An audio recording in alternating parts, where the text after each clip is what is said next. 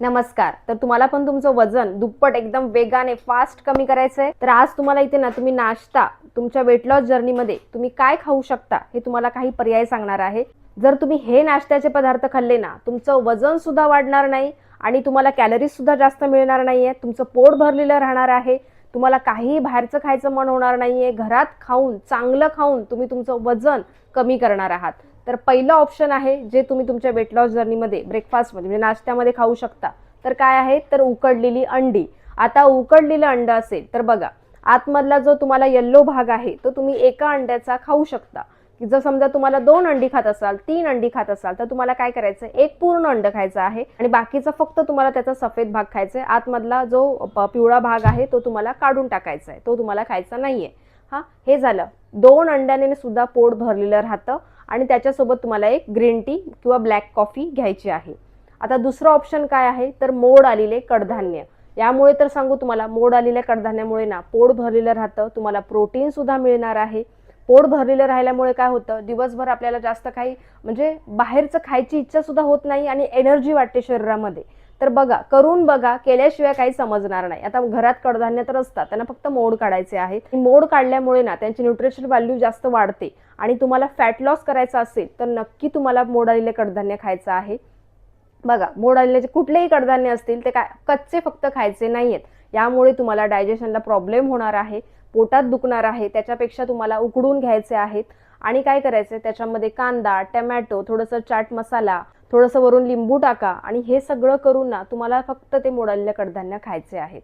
खूप छान हा नाश्ता आहे, पोट भरलेलं राहणार आहे. आता हे झालं. आता त्याच्यानंतर काय करायचंय तुम्हाला, थालीपीठ किंवा तुम्ही बेसनचा चिला.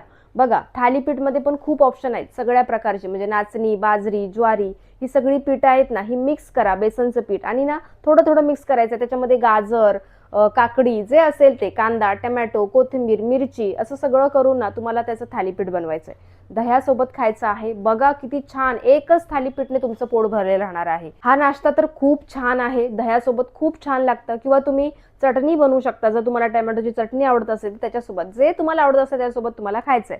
पण थालीपीठ बनवताना तुम्हाला हे करताना म्हणजे तव्यावरती तेलाचा वापर करायचा नाहीये. कमीत कमी फक्त नावाला तेल लावायचं आहे तव्याला, की आपलं थालीपीठ आपल्या तव्याला चिकटू नये म्हणून आपल्याला फक्त, किंवा तुम्ही तुपाचा सुद्धा वापर करू शकता. थोडंसं अर्धा चमचा तुम्ही तुपाचा वापर करणार आहात. आता हे झालं की तुम्हाला कुठलंही मी ऑप्शन सांगत आहे, त्यामुळे असं नाही की सगळंच खायचंय, फक्त ऑप्शन. आता नेक्स्ट ऑप्शन काय आहे, तर तुम्ही फ्रुट्स खाऊ शकता. जर तुमच्याकडे फळं आहेत अवेलेबल तर तुम्ही केळी खाऊ शकता.